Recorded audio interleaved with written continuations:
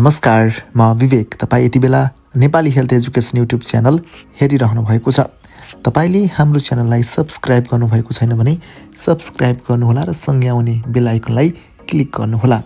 हामी नियमित जसो तपाईको माझमा विभिन्न सम्बन्धीका हेल्थ टिप्स अनि सौन्दर्य सम्बन्धीका विभिन्न जानकारीमूलक भिडियो तपाईको माझमा लिएर आउने गरिरहेका छौं। आज पनि हामी तपाईको माझमा एउटा विशेष भिडियोको साथमा उपस्थित भएका छौं। आज हामी तपाईको माझमा तपाई सबैलाई हुने समस्या जो डन्डीफोर छ यसको बारेमा चाहिँ हामी विशेष रूपमा यसबाट कसरी बच्ने र यो हटाउने 7 घरेलु उपायको बारेमा तपाईको माझमा जानकारी दिन गइरहेका छौं। डन्डीफोर हटाउनको लागि हामीले विशेष गरी हामीले आफ्नै घरमा के कस्ता कुराहरुमा विशेष ख्याल गर्यौं भने घरमै पाइने चीजबाट पनि हामीले डन्डीफोरको अन्त्य गर्न सक्छौं भन्ने कुरामा चाहिँ आज हामी भिडियो बनाउन गइरहेका छौं। तपाई भिडियो अन्तिमसम्म हेर्नुहुनेछ र कृपया मनमा लागेको कमेन्ट पनि लेख्नुहुनेछ। अब हामी भिडियो सुरु गर्छौं। सुन्दर देखिन नचाहने यो समयमा को नै होला र, तर सुन्दर र चम्किलो छाला भन्ने बित्तिकै कहाँ बनाउन सकिन्छ र अझ अनुहारमा आउने अत्याधिक डन्डीफोरले त अनुहारलाई कुरूप नै बनाइदिन्छ। सुन्दर मुहारलाई कुरूप बनाउने डन्डीफोरलाई सामान्य घरेलु उपायले पनि हटाउन सकिन्छ।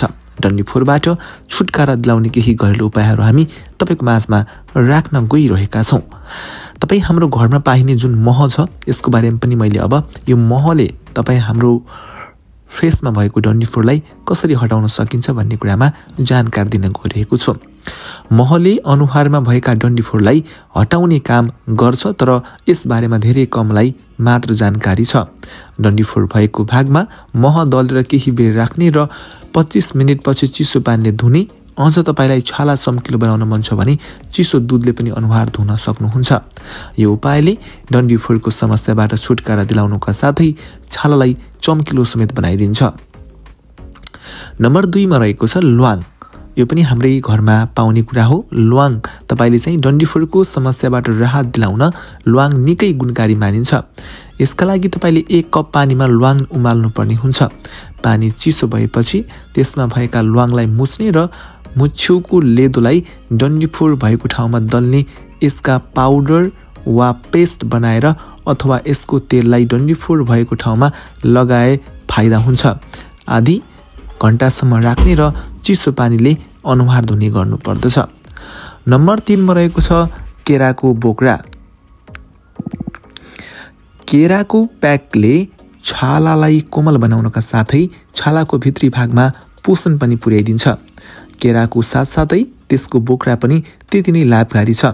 यसले डन्डीफोरको समस्या हटाउन मद्दत गर्छ। केरालाई मुछेर यत्तिकै वा महसँग मिसाएर लगाउँदा अनुहारका छिद्र खुल्छन्।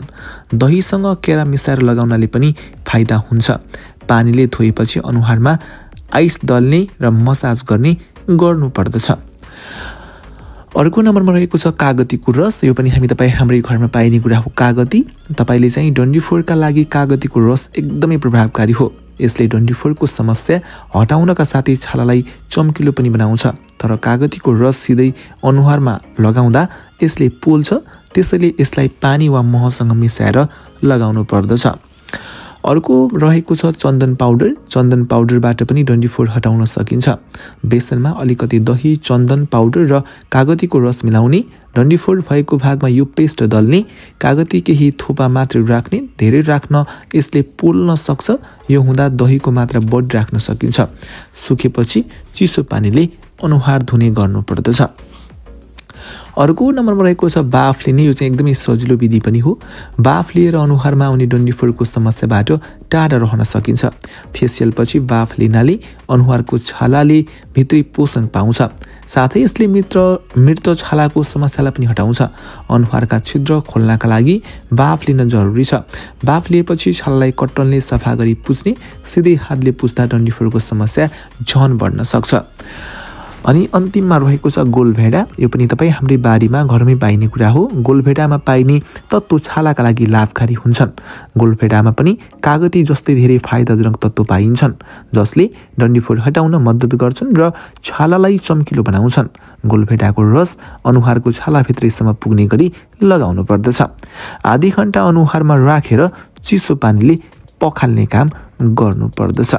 यी घरेलु उपायबाट पनि डन्डीफोरको समस्या समाधान नभएमा चिकित्सकको सल्लाह लिएर उपचार प्रक्रिया अगाडि बढाउनु पर्दछ र सकेसम्म हामीले घरमै रहेका घरेलु कुराहरूलाई पनि उपभोग गर्न सक्यौँ भने तपाईँ हाम्रो फेसमा देखिने डन्डीफोर सम्बन्धीका विभिन्न समस्याहरू सन्चो हुन सक्छन्। त्यसैले सकारात्मक सोचौँ र आफ्नो स्वास्थ्यलाई विशेष ख्याल गरौँ। हामी नेक्स्ट भिडियो के कन्टेन्टमा ल्याउनु पर्ला कृपया कमेन्ट गर्नुहोला।